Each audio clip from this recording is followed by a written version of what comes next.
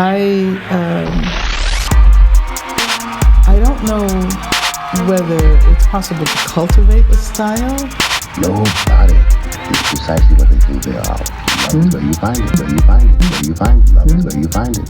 Maybe in the last moments of my life, I will be curious to know what it means to die.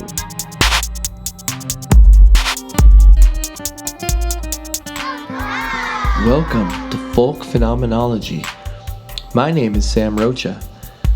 This is episode 1 of season 1 on the interview. Today's episode was originally recorded on May 25th, 2021. Folk Phenomenology is sponsored by Give Us This Day, Daily Prayer for Today's Catholic, the Institute for Christian Socialism, Building a Movement of the Ecumenical Christian Left, Solidarity Hall, Eden plus Utopia, Revelation Cable Company, Vancouver Custom Cables and Pedalboard Solutions, Black Catholic Messenger, an online publication for Black Catholics. Where Peter is, there is the Church. The Juan Diego Network, Catholic Audio for Latinos, and Commonweal Magazine, the leading lay Catholic voice for commentary on religion, politics, and culture. Today's featured sponsor is Whippenstock Publishers, the publishers of my 2015 book that this podcast takes as its namesake, Folk Phenomenology, Education, Study, and the Human Person. They've also published 3 other books of mine, a primer for philosophy and education in 2014, and in 2017, my book of essays, Tell Them Something Beautiful, Essays in Ephemera. In 2019, they also published a translation of the 2014 book under the title Una base para la filosofía y la educación, translated by Fernando Murillo. I'm so grateful to count on their support here once again with Folk Phenomenology, the podcast. You can find their links in the show notes, along with links to all of these wonderful and generous sponsors of the show. If you would like to support Folk Phenomenology, please consider sharing this episode. Make sure to subscribe to the show on your favorite app or platform, and maybe even leave us a review or a rating, and you can also drop a tip in the tip jar. You can find Folk Phenomenology on social media, Twitter, Facebook, and Instagram, and you can also follow it through my own social media accounts on those sites. The motto of Folk Phenomenology is Dilexit Mundum. It means love of the world, or to love the world. I've taken it out of a very particular place in history, the late 4th century, in Jerome's Vulgate, the translation of Christian scripture into Latin. It's taken specifically from the Gospel of John of the Christian New Testament, chapter 3, verse 16, the famous John 3:16, which in Latin reads, Sic Deus dilexit mundum, for God so loved the world. From that I've extracted the motto, Dilexit Mundum, to primarily focus on this kind of love of the world, this kind of amor mundi, we might say in Latin, that specifically calls itself Dilexit Mundum, to delight in the world, to find the world delectable, to delect. That type of love. I believe that type of love was easy to show last week with my daughter Sophia because of so many things, but perhaps above all, her voice. There was a delight there that was present. In this episode, I don't have Sophia by my side, and I am actually not in conversation with anyone, which is not the norm for the show.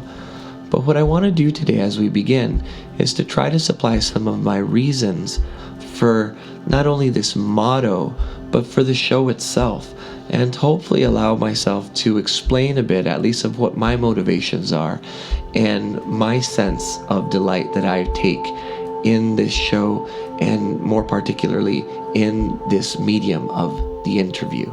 So I hope you enjoy it.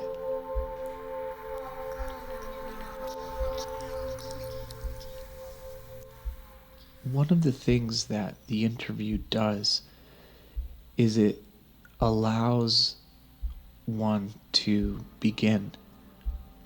You can just enter into an interview on the very basic conditions of the human encounter.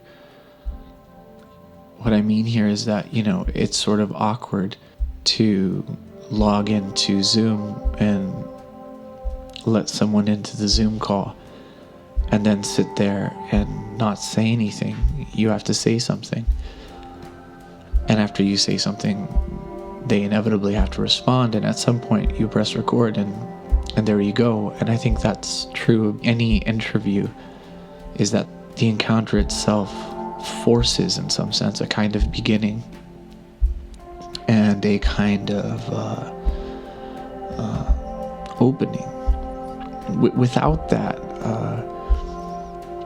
without those conditions and without that, force, I find beginning almost impossible. I find it very difficult to know when to start, how to start, why. I often want to talk about starting in the way I'm doing now. And to be honest, in some cases it's because I don't want to start yet, so I'm stalling. But in other cases it's because I don't want to start the wrong way. I don't want to start in a careless way. I don't want to. It's not that I'm afraid to start. It's simply the fact that maybe I am afraid, but I'm afraid of starting off wrong. I'm afraid in a qualitative sense. It's not the start itself that scares me. It's the wrong start, or the start that misses a kind of a thing, a false start, I guess. And the interview, I think, is a device of that promotes and allows for something like an easy beginning. In most cases, it's hi, welcome to my show, and that first word, that salutation, those first phrases and clauses in the beginning, they do a lot to kind of get the ball rolling, to get the amp warmed up, so to speak. And so that's a very preliminary and first sense of what I think about when I think of the interview. I had initially, at one point, thought of this podcast really being something like a mere project to a lot of the lectures that I record for my courses at the University of British Columbia, where I just talk about a text or a set of ideas or a set of themes related to a text or a set of ideas that we're studying, and I do them for a class, and it's a lecture, right? And I've recorded my lectures for some time, mainly because people alerted me that I talk too fast, and they wanted a chance to be able to slow me down digitally, or at least through repetition. And I started doing that a few years ago, and so my initial intuition was that this podcast would essentially just be a place where I would offer popular lectures on a series of subjects and themes, and so on and so forth. Thankfully, that's not what this podcast is, and the real heart and core of this season of 20 episodes, 21 if we include the 0 episode that aired last week, 22 if you include the trailer, whatever, this particular iteration of folk phenomenology, its real center is a dozen interviews that I did with I believe a sense of intention behind having a certain kind of interview and a certain kind of conversation, not only from the perspective of the way in which I conducted the interviews, but also in terms of the kinds of people that I wanted to talk to and the reasons why I wanted to talk about the things I wanted to talk about. And not only the things I wanted to talk about, but the trust I had and the true excitement I had to encounter these particular people, and they all really delivered. In fact, they over-delivered. In many cases, I had no idea, or I just had some intuitions, but they were not borne out until I really got to have those conversations through those interviews. And so there are a few different parts of this podcast, including this part here, which is not an interview, and there will be 4 of these. There are also some different kinds of conversations that I wouldn't call interviews in the wide sense. I'd call them more like critical conversations. In fact, I will frame them as debates.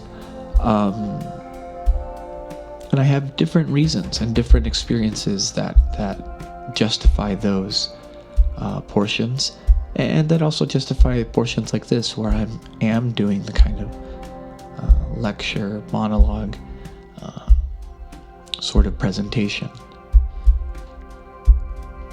I want to spend some time thinking about the interview in a few different ways through a few more concrete examples that relate to my own experience, but that I hope might bring us to some understanding of some larger, more general characteristics of the interview, so that going into these interviews, there is some, perhaps, there are some cards on the table that you can take into them if you want to treat them as a series of even potentially forms of evidence that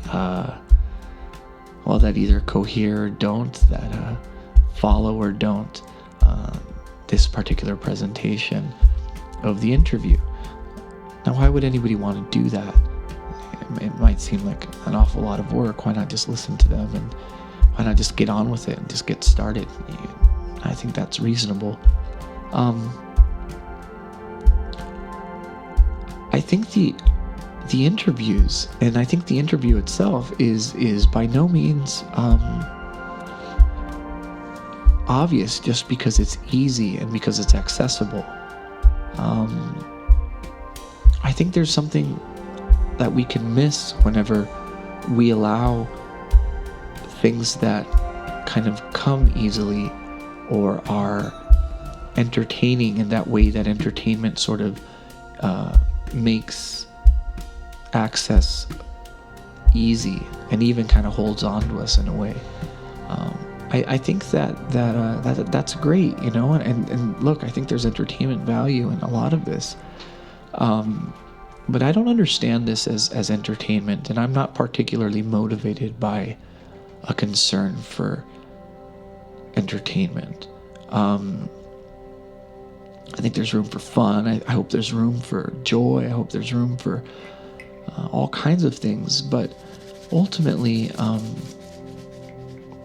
I believe that this center, this core, this heart of the podcast, or at least of this season of the podcast, in these interviews, deserves to be, at the very least, tested.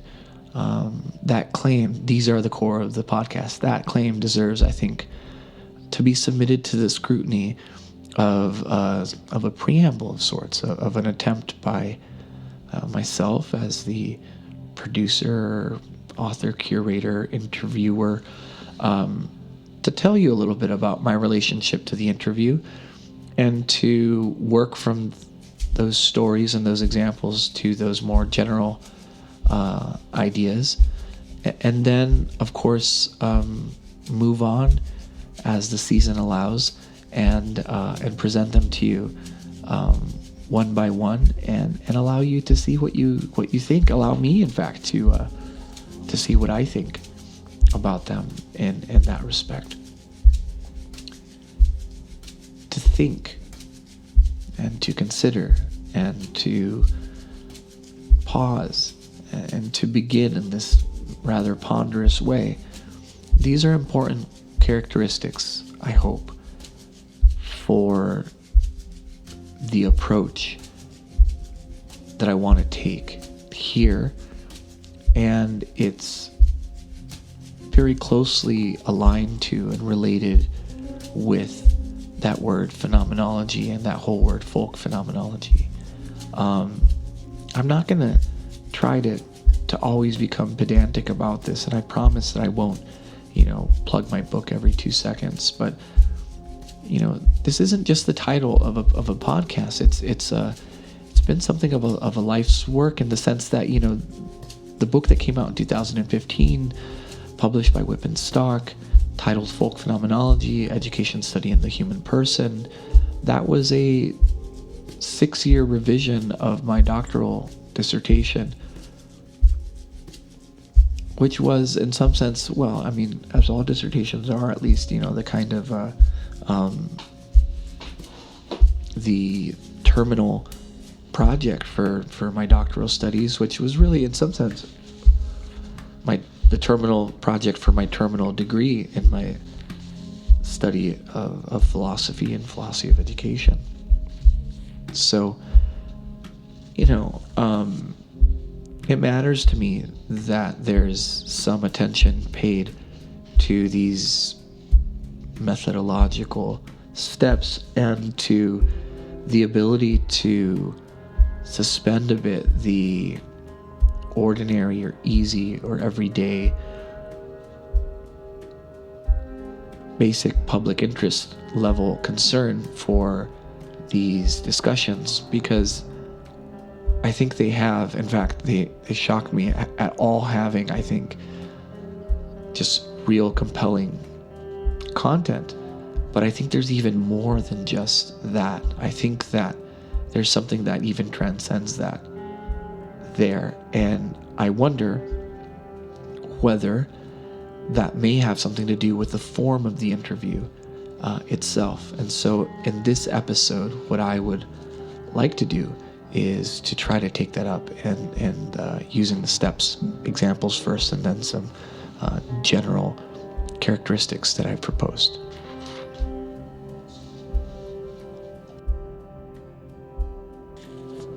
The first example is the interview that I participated in episode 0, where my daughter, Sophia, interviewed me.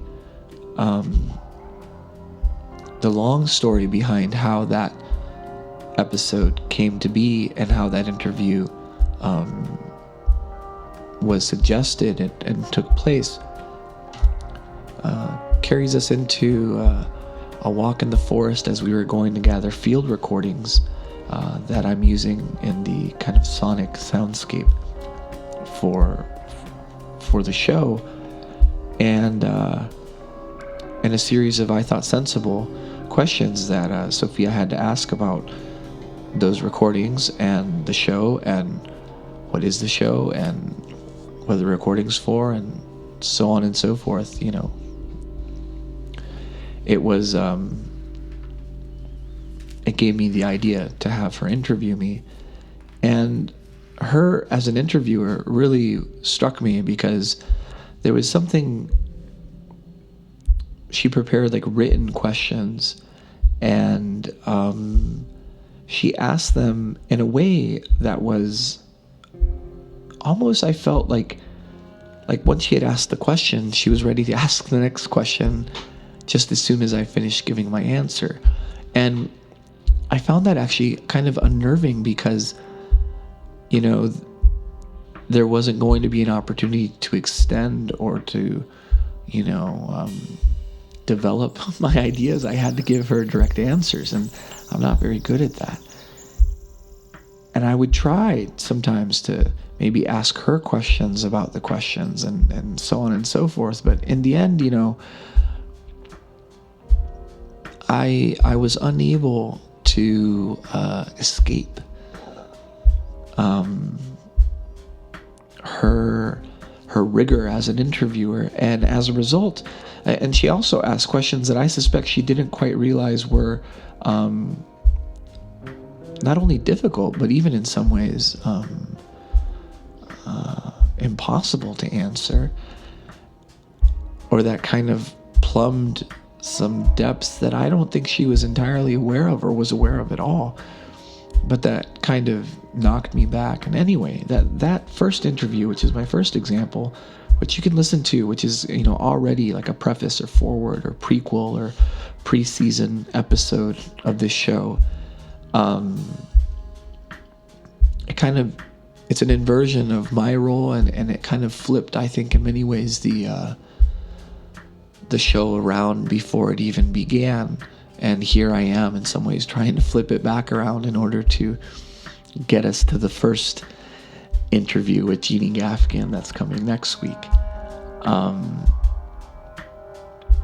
So that's the first example of the interview in my experience. The second example is a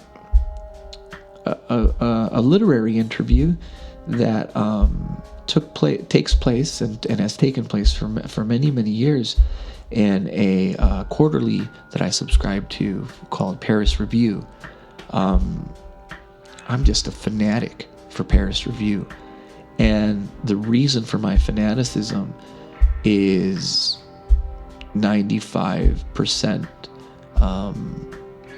because of the interviews on writing and the author interviews that they've been conducting for many, many decades. When I first the first interview I came across, this was just happenstance, I don't remember exactly why or what reason I had for finding it, was the interview with Woody Allen.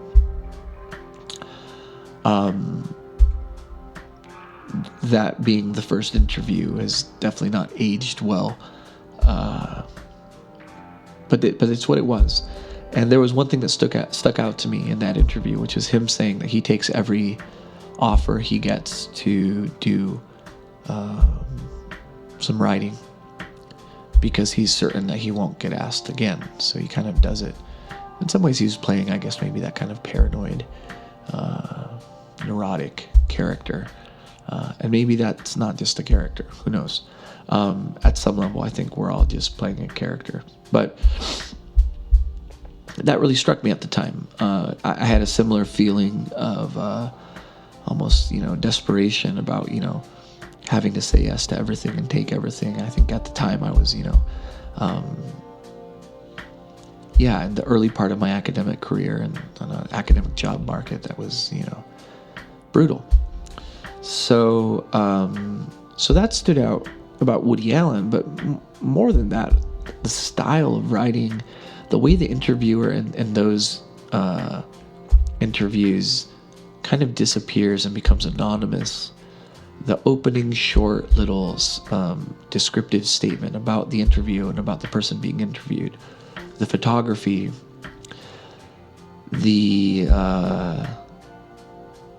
everything about it. I mean, some of my real favorites are the interview with Ralph Ellison, the interview with Mary Carr, the interview with Maya Angelou, the interview with Elena Poniatowska, the Mexican journalist, the interview with Richard Peviar and Larissa Volonkowski, the translators, the Russian to English translators, Tolstoy, Chekhov. That literary presentation of the interview really affected me deeply, and to this day, I'm a subscriber, and this is where Paris Review is. I would love them to be sponsors someday, but they're not. This is not a plug or anything. I really cherish the hard copies I get, and I've even had the last few issues that have come with 3 interviews, and that's great.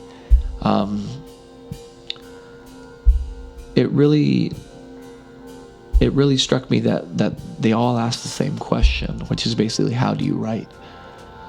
And they have different series: the art of poetry, the art of fiction, the art of screenwriting.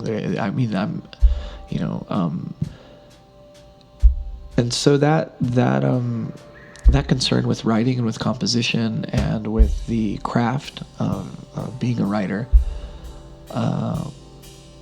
it's been something that I've always felt a need to improve upon and to hold myself to a higher standard to, but I haven't always had the tools. And these interviews to me are kind of like a raw material, because you get to just hear authors across many genres respond to that question: how do I write? And some of them tell you, I use a pencil, or I use a typewriter, or I write in the morning, or I don't write. But some of them also talk about philosophical issues like what is writing, or who am I, or reflect on particular works that they wrote and said, well, I wrote that differently than I wrote something else. And and there's so much variety across these interviews, and that to me has been a constant companion in my thinking about the interview. And I'll bring it up again in an example after this next one. So the first example was Sophia as an interviewer who interviewed me for episode 0 and kind of inverted kind of the whole show to start off. The second example is Paris Review, and the third example is a local. So I live in Vancouver, British Columbia, Canada. It's not where I'm originally from. I was born in Texas and mostly raised along the border and in the hill country. But honestly, it was kind of all over the place. And spent my young adulthood into adulthood in the Midwest, and now find myself in Canada. There's a local interviewer here who, long before I came here, I've admired a great deal, and who I think is just if Paris Review is the kind of the virtuosos of the literary interview, this guy Nardwuar, the human serviette, he is to me the virtuoso of the, I would say, of like the live and vivo interview, and definitely I would say within the kind of hip hop culture, music journalism, that kind of thing. I think Nardwuar's, he raises the bar so high that I don't think there's anybody even interested in trying to compete with what he does. If you're familiar with Nardwuar, you're probably smiling right now, and I hope you're agreeing with me. My guess is a lot of you probably haven't heard of Nardwuar, so I'll tell you a few things about Nardwuar. He's a local guy here. He's really proud of where he's from. He always represents, Vancouver, British Columbia, Canada, wherever he is. His interview style is highly idiosyncratic. The way he dresses, he wears like this Scottish kind of golf hat looking thing, sometimes vests. He ends his interviews in a very awkward way by like freezing and not moving, like into like the painfully awkward zone of time.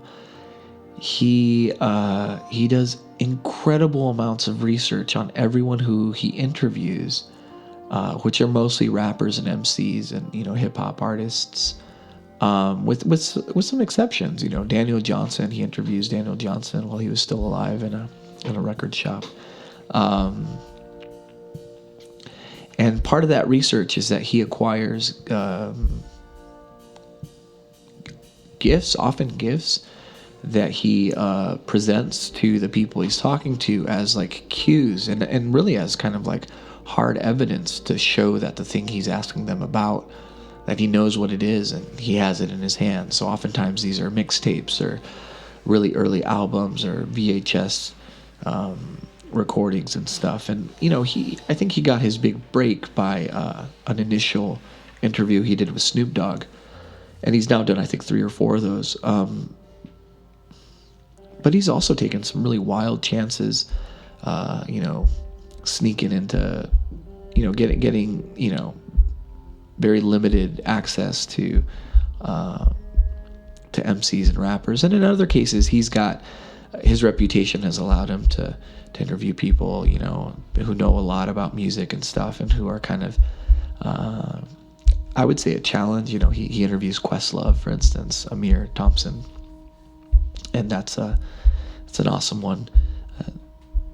But he to me is kind of like, I would say he's the gold standard in kind of live interviews. He has questions, though. Oftentimes they're on cards, pre-written. They come with prepped gifts that he hands to them in their hand. From an audio perspective, I don't know how he pulls it off. He's usually got a handheld microphone that he's using and passing along. And so I know that, usually that means he's got to have somebody on the other end, recording and capturing all that audio. But yeah, I mean, the presentation is very, I don't know if you call it avant-garde or what. Yet the rigor of the preparation and of the props and of everything, to me, is just mind-blowing. I mean, I just think that, I just really think that he, like I said, he's raised the bar so high that, I don't think anyone, certainly not me, could aspire to beat him at his own game. It's a little bit of a tangent, but something I wanted to get in, especially on this episode, is that Nardwar's approach is, to me, just like if I had a criticism, it's that it's super serious to me. I mean, again, it's cloaked in silliness and in awkwardness and taking advantage of in some sense catching people completely off guard. This, white Canadian punk rocker, nerdy presenting guy shows up and knows more about not just hip hop, but about you, an MC, and your career and your life than all of the people standing around you. And, stuff that like only my mother knows that, or only my sister. And by the way, I have no idea where he gets his information or how he gets his information. I mean, it verges on almost magic, but obviously it's preparation of a certain kind, but the production level on stuff, his intro track, his caricatured graphics of himself, I just, and he's been doing this, I think, long before, the kind of content creation that's exploded now is happening. So much respect to Nardwar. And a tangent of a head nod to David King and his show Rational Funk. That's a very different show. It's not interview based at all. It's very much monologues by Dave King. Probably most famous as being the drummer in The Bad Plus, but also the drummer in Happy Apple and Dave King's Trucking Company and Shovel and I'm sure many other things. Recently hired by Julian Lage for his trio project, just incredible, stuff. Rational Funk, I think, is in its 2nd season right now. Its first season was like 50 or 60 episodes, and it's really like a TV show, and it's absurd and avant-garde, and it's supposed to be like a drum instruction tutorial show, and it is that, but not in any ways I think we would expect. And again, there are a lot of differences between Dave King and Nardwar, but I think there's a certain common spirit between the two. Of course, in Dave's case, his world is really jazz, and that's where I think he excels in satirizing other genres from a perspective of a jazz drummer, satirizing that really bad movie about jazz drumming. I'm not going to remember what it's called. Anyway, but in terms of the interview, Nardwar to me is right up there with Paris Review. the third example I wanted to offer, following from, Sophia's interview from last week, the literary interviews of Paris Review, and Nardwar's, hip hop, music, journalism interviews, with a tip of the hat to Dave King and Rational Funk. This show actually aspired to become, or to be, a kind of spin-off of Rational Funk, and I wasn't even, like, I can't pull off Nardwar. I thought I could kind of maybe pull off Rational Funk, but until I realized that I just wasn't able to do the video end of the production, and so I gave up, and I chose to embrace the kind of sonic only podcast environment. But that gives you a sense of the influences here and some of the things I had in mind. The fourth example is really my attempt to present a kind of copycat of the Paris Review interviews with my own spins. Maybe with my own spins, you might say, coming more out of the school of Nardwar or Dave King. But anyhow, I was a writer at Pathos and the Catholic Channel for several years, and then later on, after I kind of closed my blog, came back as a channel editor for a few years as well. And there was the usual thing where division and fighting and ideological warfare and so on and so forth. And one thing about Paris Review and those interviews is that writers are come in, artists are come in a lot of different shapes and sizes, and politics and whatnot, and the question, how do you write, in some sense, was able to kind of pierce through or transcend in a way that, and it didn't prevent people with really strong political formations and ideas and senses of their writing as political from talking, nor did it prevent others who saw it differently from talking. It was and is a space that was, like, you don't read literary criticism, even reviews or anything like that in Paris Review. It's all art, with maybe the exception of the ads. But even those are kind of, often I find them, well done from, like, at least a design perspective. But the Paris Review approach struck me at the time as maybe a way to mediate a bit the culture wars, I guess you could say. I think at that time, this is a very different time for me. I had a different sense of myself in relation to all that. Maybe I was fooling myself then. Who knows? But I thought I would start a series called The Art of Blogging, where I would interview bloggers about how do you write. I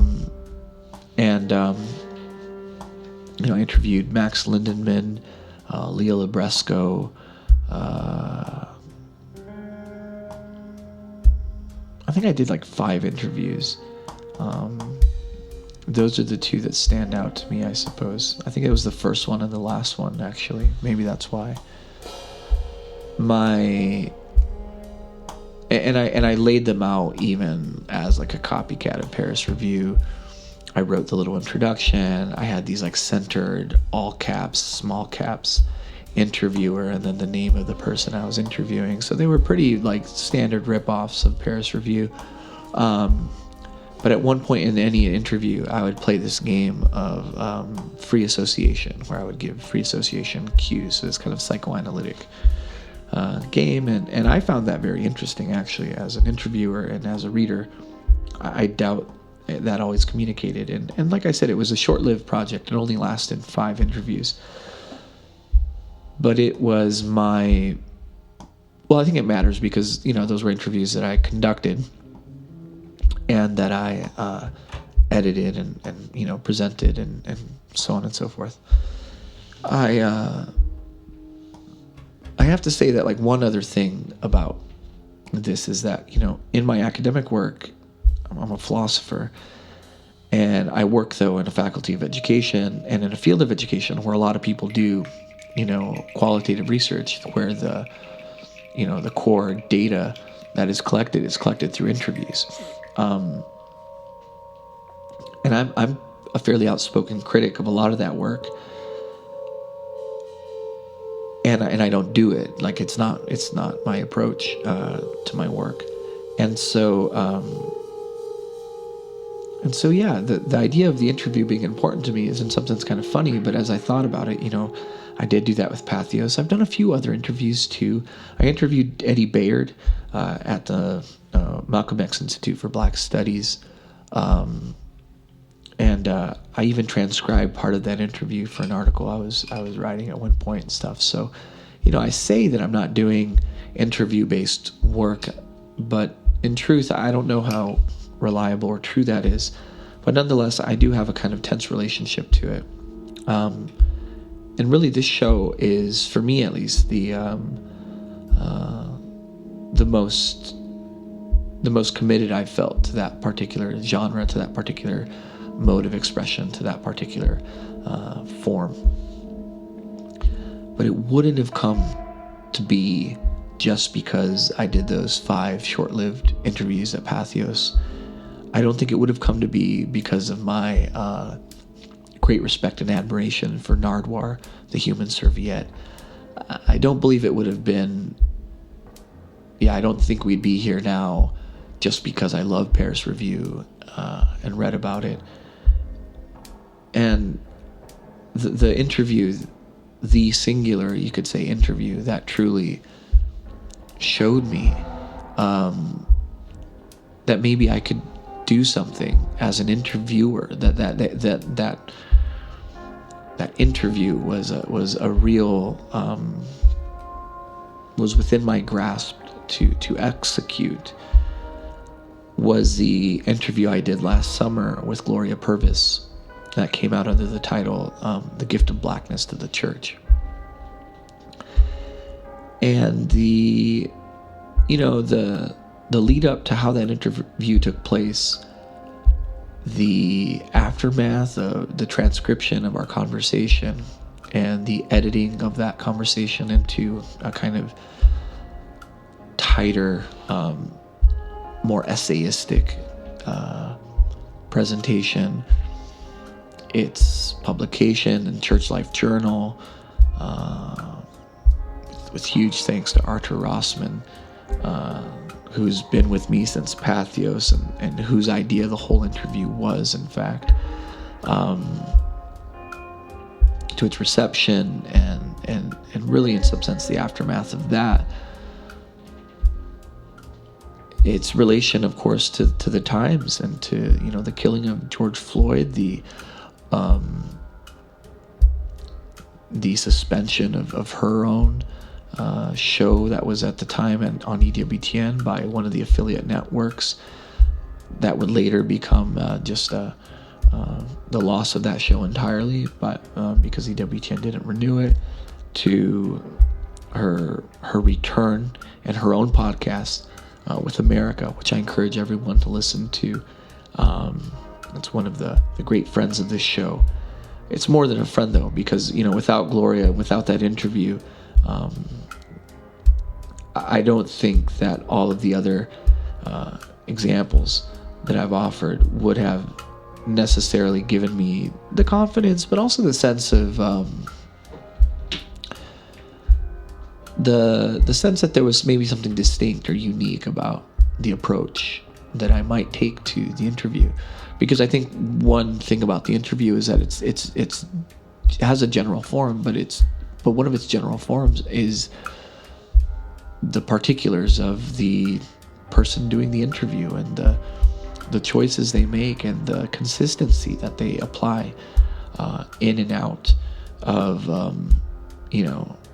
of each iteration of that, so on and so forth. And that is one thing that I think Nardwuar and Dave King have in common, is this kind of commitment to a kind of not being afraid to hit that chorus again and again and again, so to speak. And that you see in Paris Review, and they're, I think they've had the same exact layout and typesetting style, from the 40s to the present. And doing that interview with Gloria showed me that maybe you have a voice here, maybe you have a something you can offer. That's not only derivative, because I think, by the way, derivatives are great. I think we should have more, but that's not only derivative of the things you admire. And in many ways, the best decision about that interview was who I chose to interview was Gloria, who I didn't know at the time. It was our very first time speaking to each other, mediated by Zoom. I was very concerned that she might not, that I didn't want to give the impression that I was, trying to use her as a kind of boost to my own ego or platform or any of those things. And I was, of course, also concerned about the subject matter and my ability to converse in a way that was appropriate, to that. We were talking about, anti-black white supremacy. And it was a wonderful conversation. It went on much longer than I had expected, and it was the seed, really, for this podcast in many ways. It also happened at a very interesting time in that I had just come off of a debate I did with Trent Horn at Catholic Answers, and there was a lot of podcasters reaching out to me about guesting on their podcast to talk a bit more about that in the midst of the turmoil of last summer and of the tragedy of the killing of Floyd and Breonna Taylor and Black Lives Matter. And so I found myself kind of, doing a bit of a podcast. COVID, oh my gosh, there's just so much going on, but doing a kind of tour of sorts across all these podcasts to talk ostensibly about the debate, but found myself talking a lot about race in the church and in the United States of America and in the Americas in general. And that interview was probably, I think, the most important piece of work that I had any role in, that came out that summer, and because of it, the lingering idea I had to have a kind of David King, Rational Funk style show, possibly even taking the exact same shtick, like a instructional video series on guitar or something like that would open up into everything and anything that I'm interested in or passionate about, under a kind of veneer of wit and a kind of irony or whatever, I soon realized that wasn't going to work, both from the perspective of the technical requirements of video and video editing and video creation and space to do that and so on, and also from the perspective, though, of the kind of form that I wanted to have at the center of it, which was no longer myself, and was more this interview form, which shifted the show from a Rational Funk with David King kind of inspiration to more of a Nardwuar the Human Serviette kind of inspiration, and here we are. And so what can we take away from that?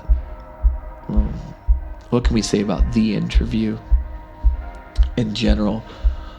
What form of reduction can we perform here across these examples? One being last week's episode with my daughter who interviewed me and kind of flipped the script, and the second being Paris Review, and the third being Nardwar, and the fourth being Pathos, which is really just an imitation of Paris Review, and the fifth being the Gift of Blackness of the Church, the interview with Gloria Purvis, with that very firm and respectful nod to Dave King and his show and its place and displacement in this way of thinking. And what can I say also about the interviews that are to come, and to prime a bit our minds, our hearts to what that might be like, and what that might share in these examples I've given. I don't want to say too much. I think it's important for you to make those associations and connections for yourself, but in the same way that the interview at the very, very beginning is a form that kind of substitutes for a beginning. It's a form that forces a beginning, that forces a hello, how are you? Thank you for coming to my show. Thanks for having me. That kind of gets you into things, pushes you there. It gets you into those things because I think the fundamental structure of the interview is really just the call and the response. So you encounter another person, and in that encounter, one of you calls and the other one responds, and off you go, But this sense of calling and responding, the sense of responsibility, the ability to respond to the call, I think that's the basic grammar of the interview, except that, at least in English, the word interview, in Spanish it's entrevista, so it's about the same. It works on a different metaphor. It works on a metaphor of sight, of the eyes, of the view, whereas the call and the response is a set of words that play on the kind of metaphor of voice and of the ear and of sound. And I think here we have to try to take the full poetic impact of both of those sensorial things, and we can also add it to all the other ways of sensing we have, the hand.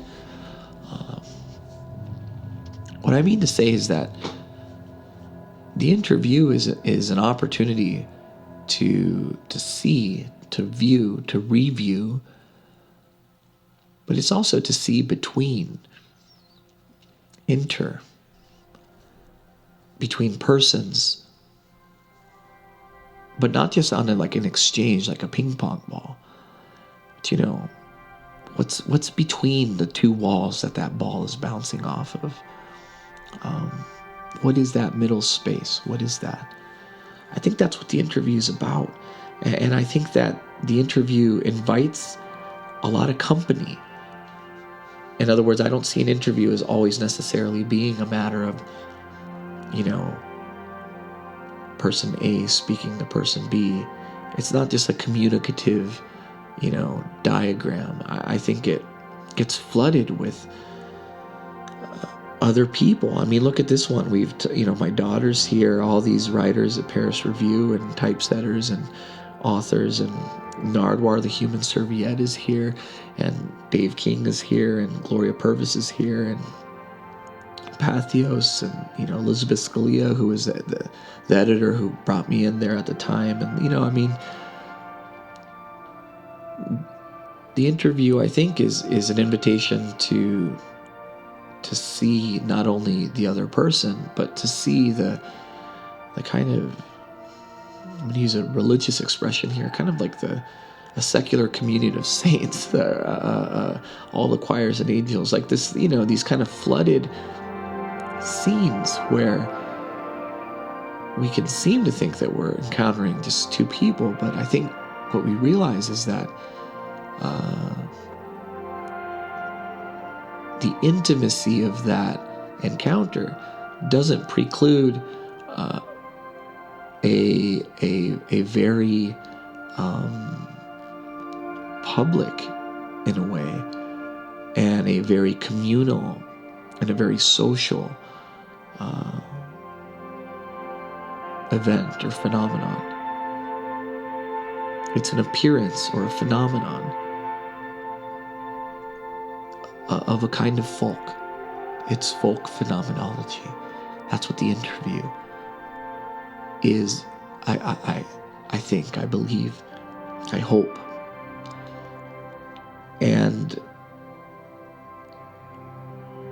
these examples I've given from the relationship between a father and a daughter, with the daughter taking the place of the father in the position of the interviewer, and the father taking the place of the interviewee, to the intricacies of the literary relations between writers and their mediums and their lives and their lovers and their critics, and so many things, and Nardwar's relationship to hip-hop, and as a punk Canadian artist, and punk rock, I don't mean like, I'm not calling him a punk.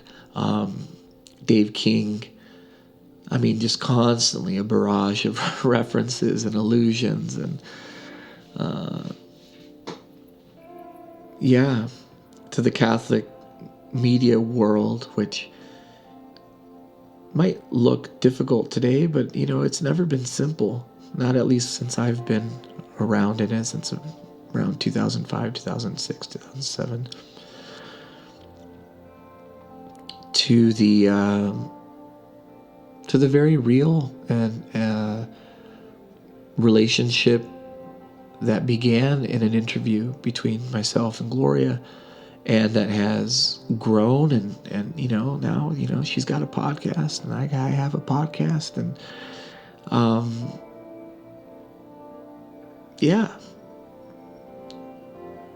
folk phenomenology.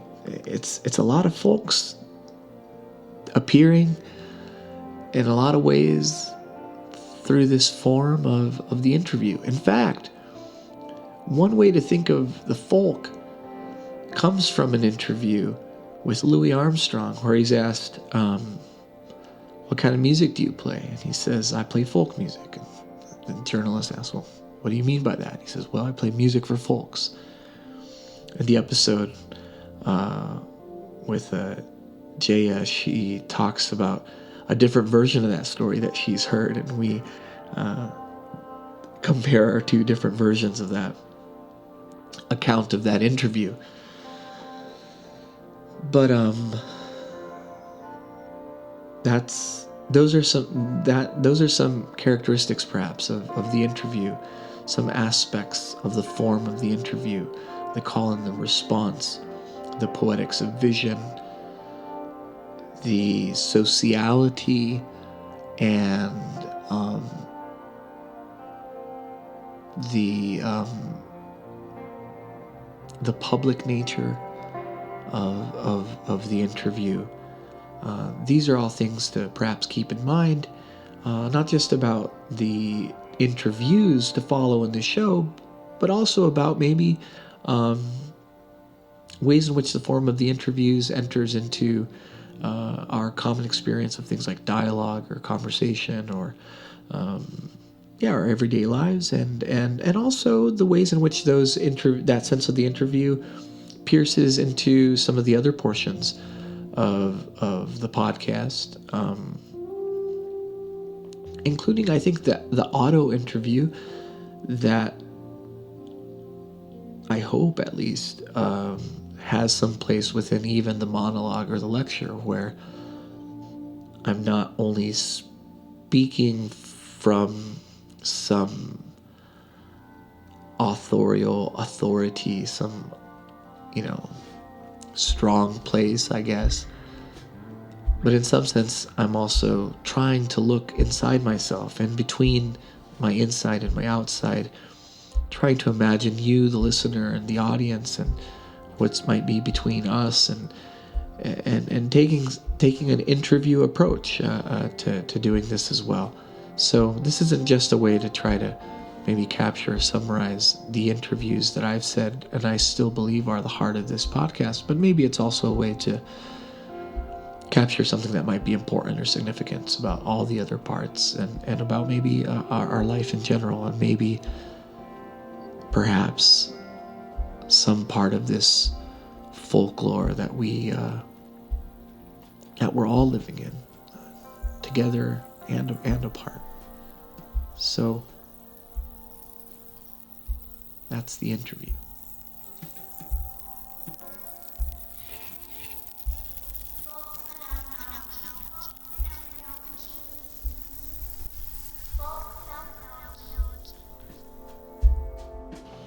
Thank you for listening to this episode of Folk Phenomenology Season 1. I would like to again thank all my sponsors. Our featured sponsor of the day, Whip-and-Stock Publishers. Also, Give Us This Day, the Institute for Christian Socialism, Solidarity Hall, Revelation Cable Company, Black Catholic Messenger, Where Peter Is, the Juan Diego Network, and Commonweal Magazine. The friends of the show are the Commonweal Podcast, the Gloria Purvis Show, Disinherited Podcast, Davud Gozli, Up Too Late with Teresa Zoe Williams, Conversation on Tap, Saintly Witnesses, Kinder Conservative, The Show, Gregory B. Sadler, and Kush Classics. The show is a work of conviviality and solidarity and friendship, and it would not happen without the sponsors and the friends, the ones named here, but also so many others that I could name. I hope you'll go to the show notes and find links to all these wonderful friends and all these wonderful sponsors. You'll also find a tip jar if you'd like to contribute, and all of those tips will be set aside for the fundraising efforts for Season 2, which I hope to get started on just as soon as Season 1 is over. Once again, please share this episode and subscribe to the show on your favorite app or platform. Find us on social media accounts, and make sure to tell your friends. Next week, the show really takes off with the interview that I did just before Holy Week this last year with Jeannie Gaffigan.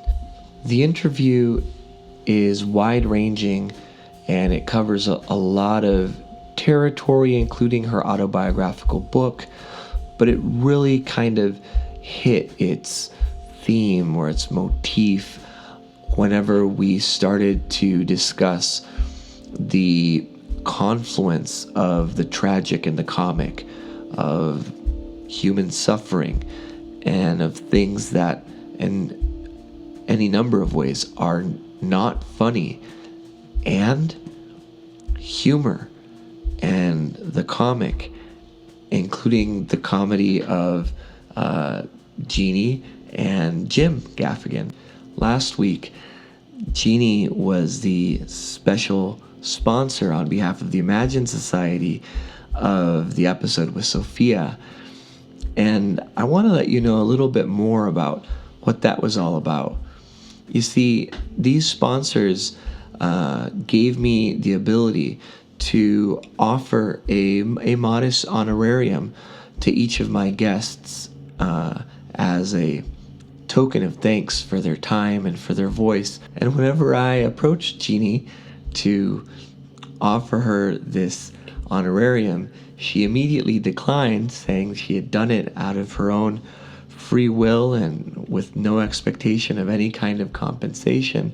And I insisted, and we went back and forth a little bit until finally we arrived at a compromise where she chose to redonate her honorarium to the show, earmarked for an omission, actually, in my own planning, where I had allocated these honoraria for the various guests, but I had not actually set aside any funds for my daughter, Sophia, and her guest hosting in the episode of last week.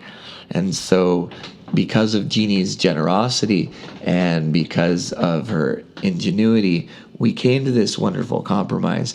And Sophia got a new bicycle, which just coincidentally she had needed because she blew out the exterior part of her tire of her old bicycle, which she had also by now outgrown. So it all worked out, and I just cannot wait to share that interview with Jeannie and to continue to share with you the wonderful relationship and friendship that she and I have been able to form really over this past year.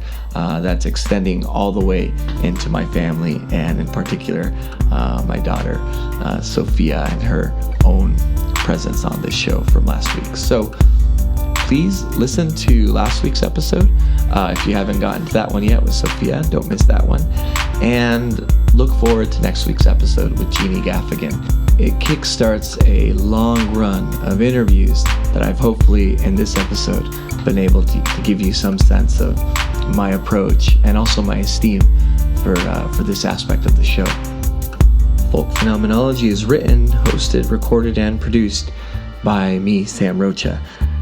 If you want to find out more about me and my work, you can go to my website, samrocha.com. Well, you know the motto, so go out and love the world. Dilexit mundum. What is interesting to me, really interesting, and I can't define it, is because it's interesting. I can't say exactly what it is, but it's the most interesting, I would say, word, concept, idea. My job is to somehow make them curious enough or persuade them by hook or crook to get more aware of themselves and where they came from and what they are into and what is already there, and just to bring it out.